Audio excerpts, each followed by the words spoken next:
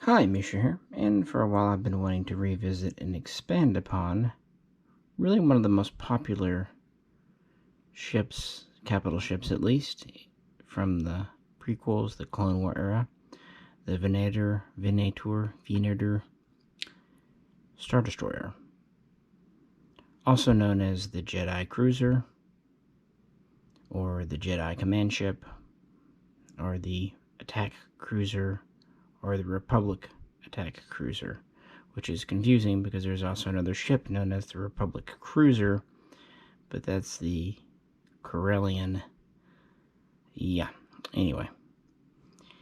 This is an interesting craft, and since it is primarily a carrier, we'll also talk about how it carried several different types of fighters and support ships during the Clone War. But first, let's have a little story. When I did the first video, I showed you this, compared it with the Acclamator. This is a die-cast, kind of not really toy model ship from Hot Wheels. And these are hard to find. They're very much in demand. Part of it is they did a very decent job for the money. It's mostly metal.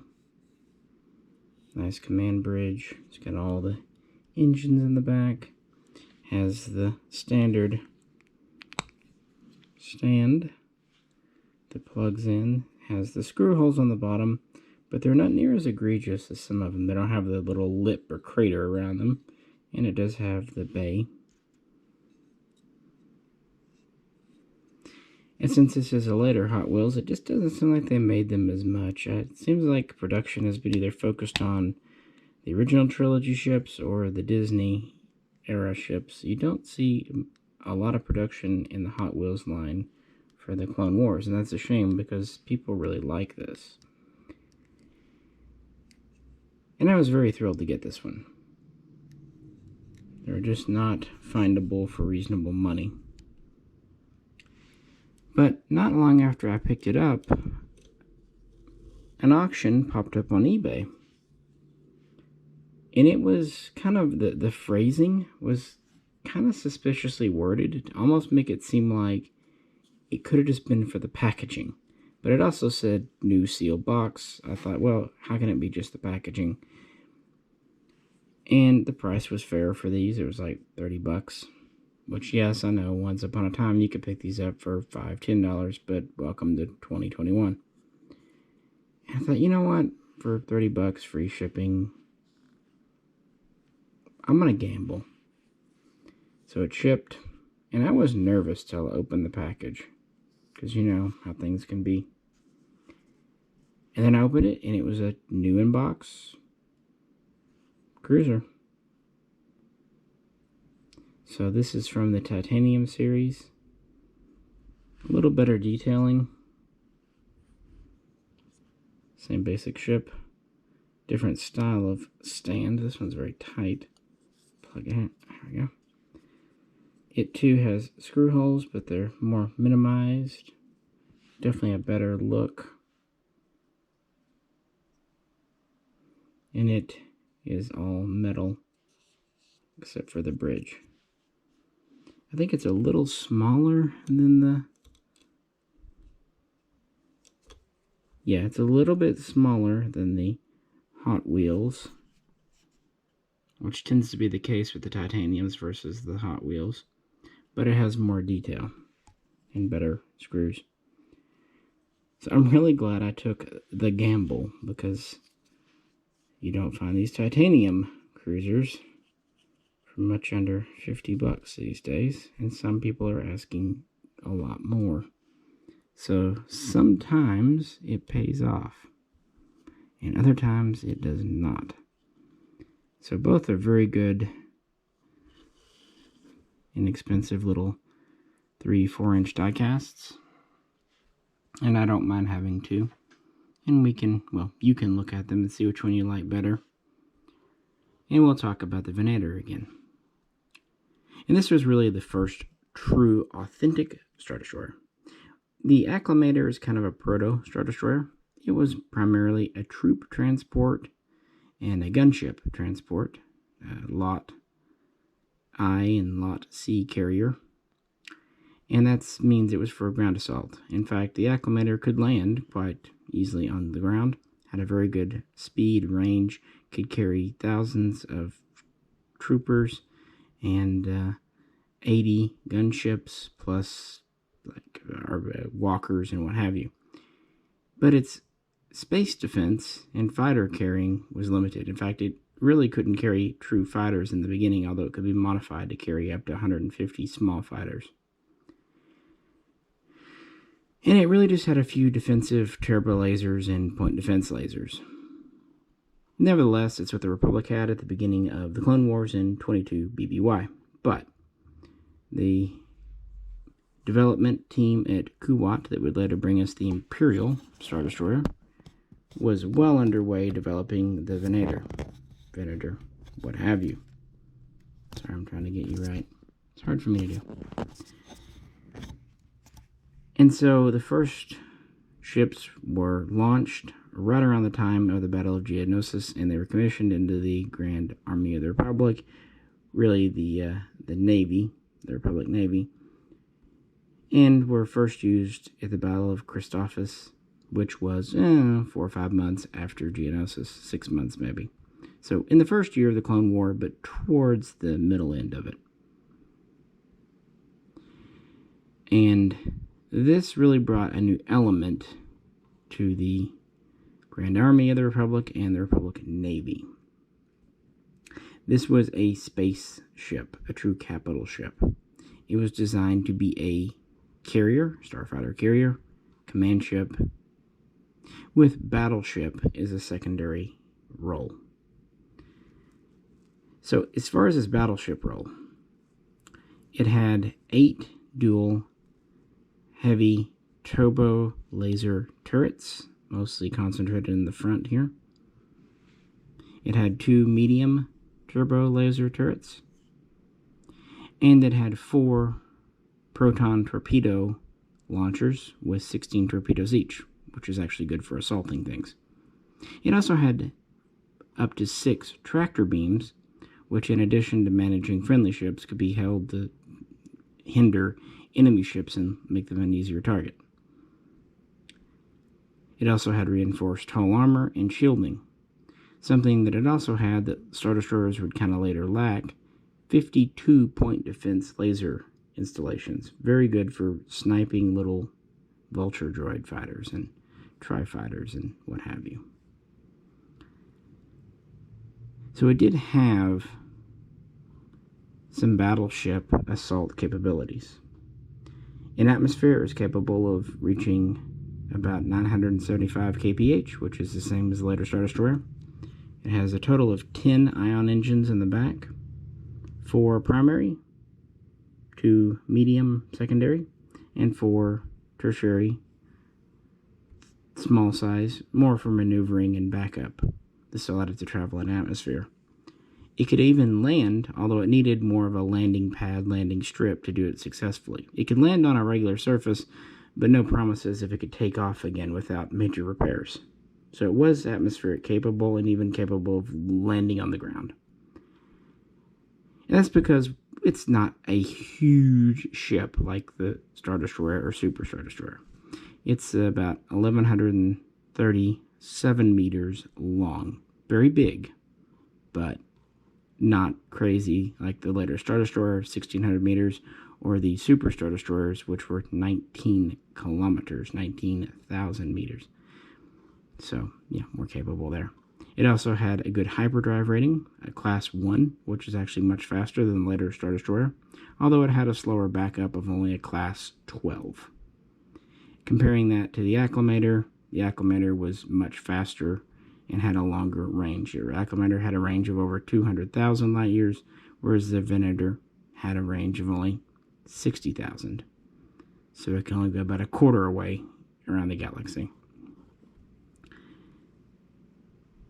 But it had other strengths, and those were being a true versatile Starfighter carrier. Now all of these are from the titanium series, although one over here is from the newer black series titanium.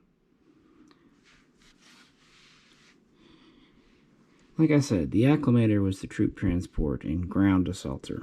And the later Star Destroyers, like the Imperial and Executor types, they were designed for a different purpose. This was designed for true warfare. It's a command ship, battleship, sure. It had a massive hangar that could open up, and it was over 500 meters long. This allowed it to launch and recover its fighters very quickly and en masse, or leave it open where they could come in for refuel and resupply of missiles and bombs if needs be. It also had other bays on the bottom, more traditional Star Destroyer style.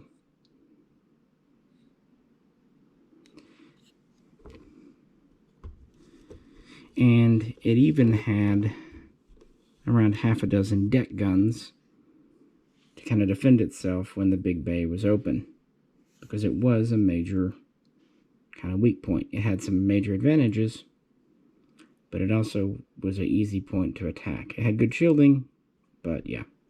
That's actually why the Venator Mark I would give way to the Venator Mark II, which had a slightly smaller bay of around 400 meters, so it couldn't quite launch and recover as quickly, but the trade-off was it was more versatile. It had more internal space and could better utilize it. This vessel, like I said, was over 1,100 meters.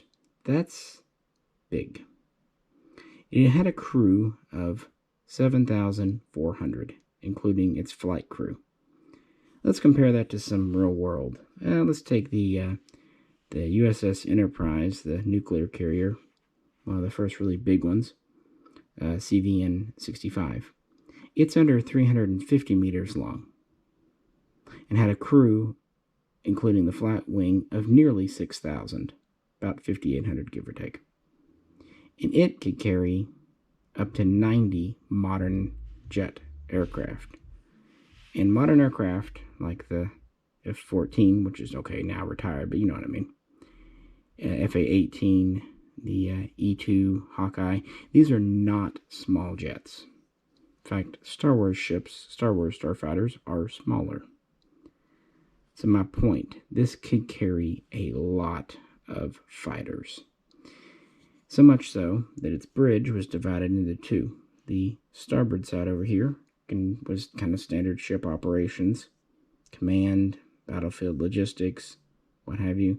But the port side had an equally important bridge that was there just to manage starfighters, takeoff and recovery, resupply, taking reports in from reconnaissance, all kinds of stuff. So it had two bridges, each of two separate deals. That's how important fighters were to this craft, this vessel. Unfortunately, early on in the Clone Wars, not many were available. In fact, one of the first Starfighters available to the clones and the Republic Navy was this here, one we've talked about in other videos. This is the V-19 Torrent. A decent enough little craft. It's probably a big claim to fame. It had two lasers, but it also had concussion missiles. Pretty good for its day and time. You'll notice the wings fold up, S-foils, and that really helped it fit on board a carrier. Even this one could either be horizontal or down if it wasn't on the stand. So even though it opened up pretty big, it could fold up to neatly fit in a bay. These could also be carried on an acclimator because of their small size, and because these traditionally didn't have hyperdrives. They could use rings, but that's a separate piece that had to be kept in the Venator. They definitely needed their command ship to operate. At that time, they just didn't have a good, reliable hyperdrive that would fit in this small of a vessel. So that was the early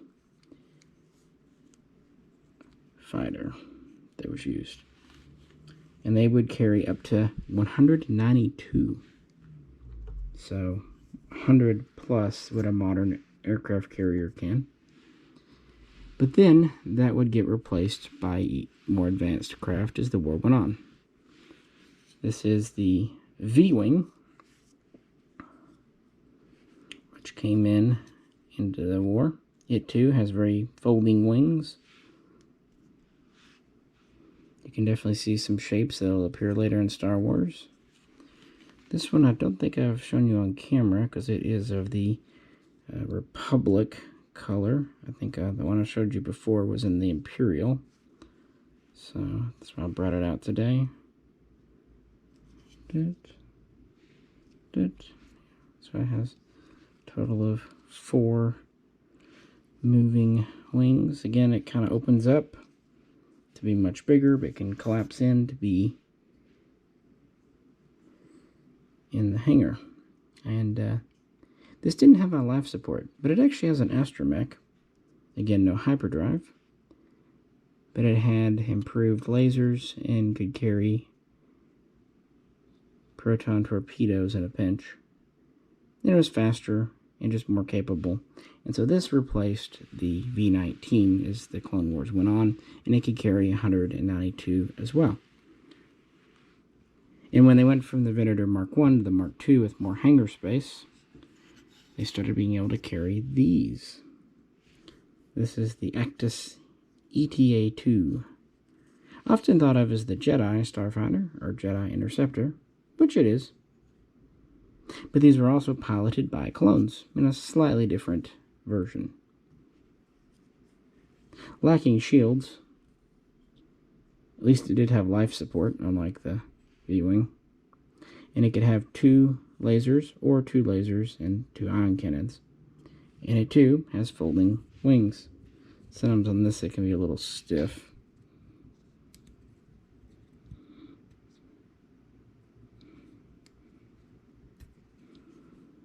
You know what? I'll open them in a minute. But they could carry 192 of these as well in the Venator. So 192 of each Starfighter. The V-Wings were a little smaller than the V-19s. The ETAs were also smaller. So between the smaller, more advanced fighters and the more positive space utilization of the Mark II, they could fit nearly 400 in the Venator. But it did not stop there. This was a true carrier.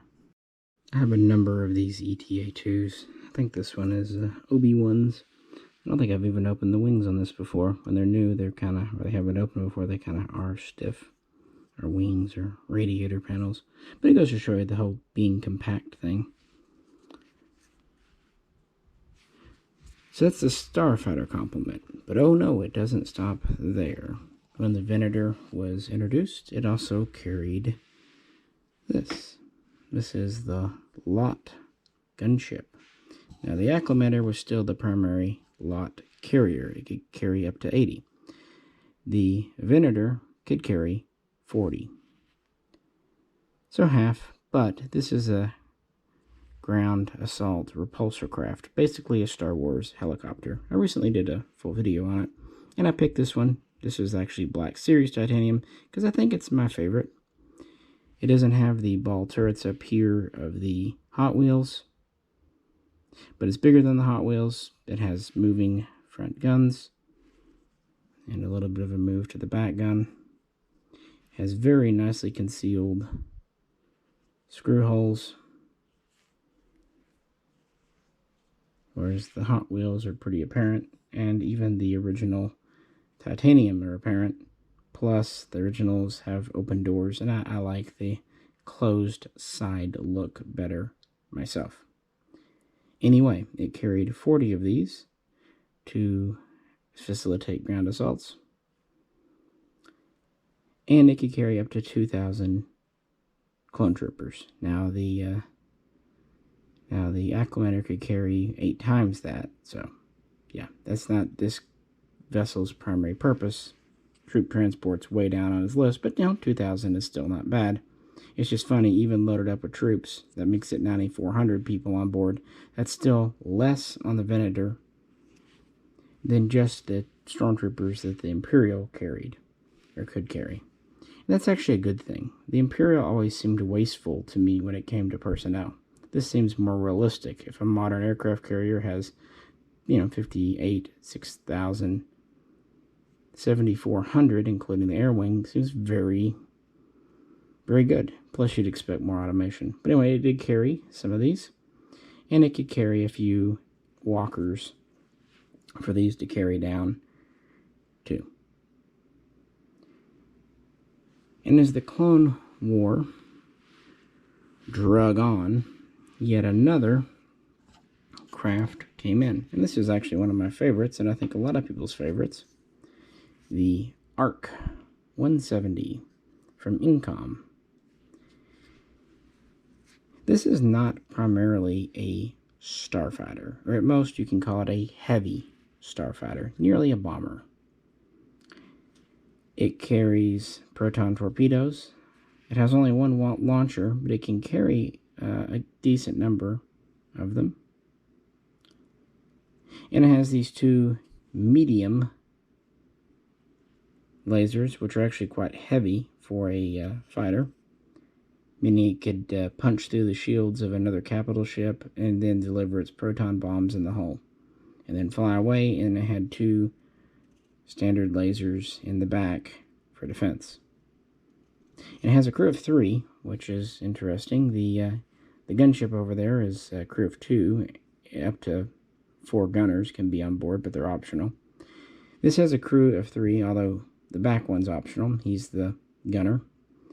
We have an astromech in the middle, and we have a pilot, co-pilot / gunner in the front.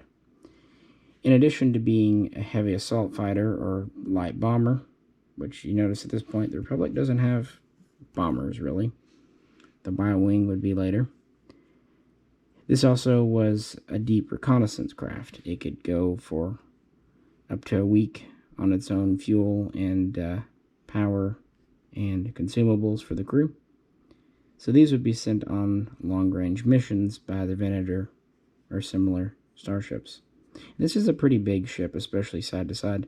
The wings do fold in, but this doesn't really save a lot of hangar space. So because of how big these are, they're kind of like the Hawkeyes, but with guns, of the fleet. They only carried 36, so 3 full squadrons. So yeah, you're at 394 fighters, 36 ARC 170 fighter reconnaissance craft. That gets us 430. And then we have up to 40 gunships, which aren't really fighters, but are craft.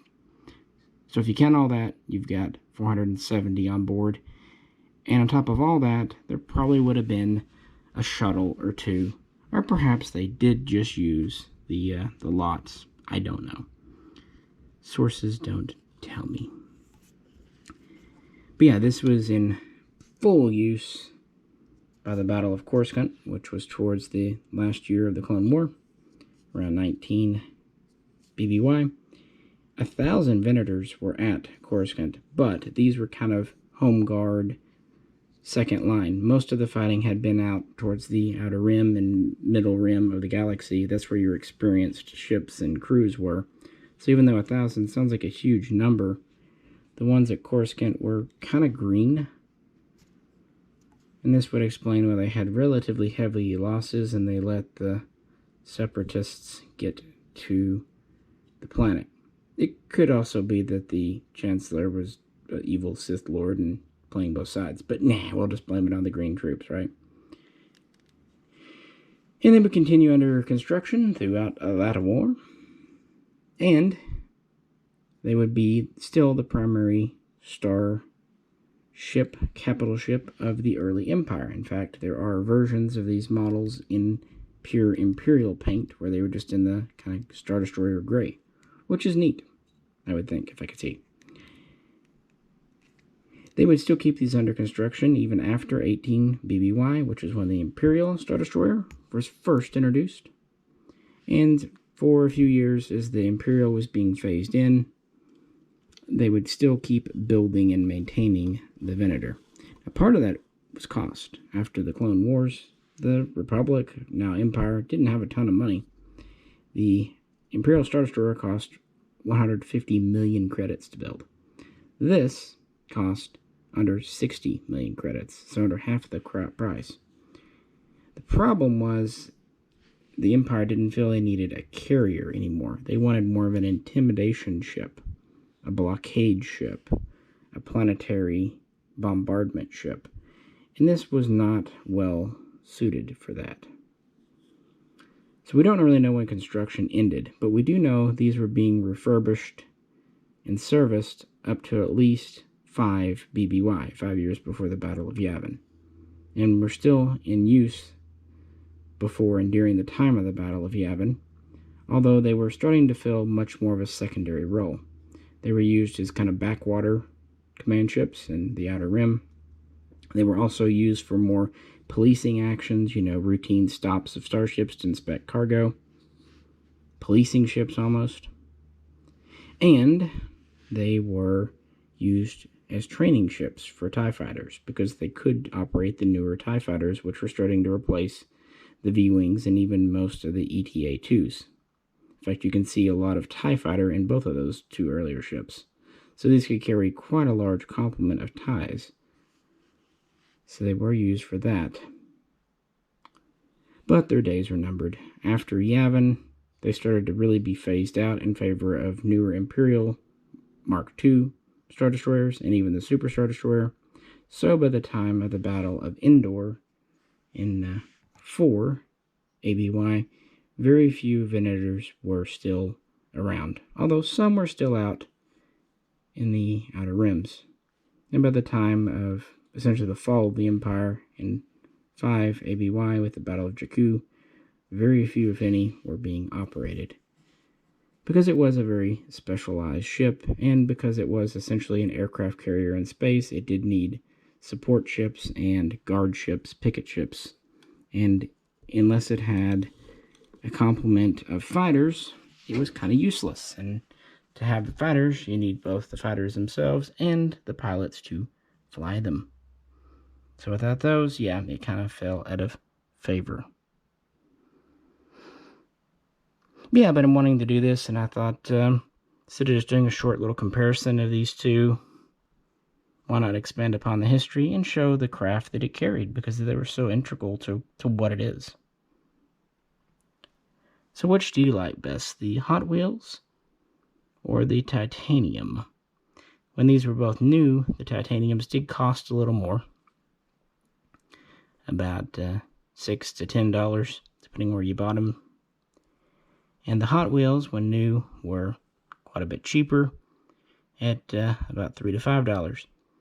But now, because the Titanium are long out of production and the Hot Wheels Venators have been made in small numbers, prices on places like Amazon are truly insane, up to $100.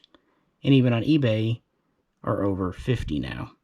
So, yeah, unfortunate. Maybe someone will do another one, or maybe they'll do another run in the Hot Wheels, because officially they're not out of production.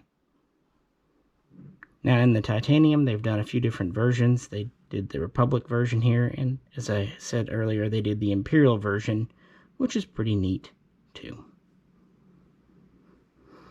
And I definitely understand why this is a lot of people's favorite ship. It's more practical than this true Star Destroyer, a little more kind of real world. And I think people just like Star Destroyers. And it has elements of both the Super Star Destroyer and the Imperial kind of integrated into it. And we see it quite a bit in the Clone Wars animated series, as well as Revenge of the Sith. So anyway, what do you think? Which of these two do you like better? And what do you think of some of these Clone War era fighters? I'll probably do a full video on all the Clone Wars era Starfighters eventually. But for now, here's a sampling of the ones that we know served on the Venator. As always, if you could, like, share, and subscribe. And please do feel free to comment below. This is Misha. Catch you very soon. Next time.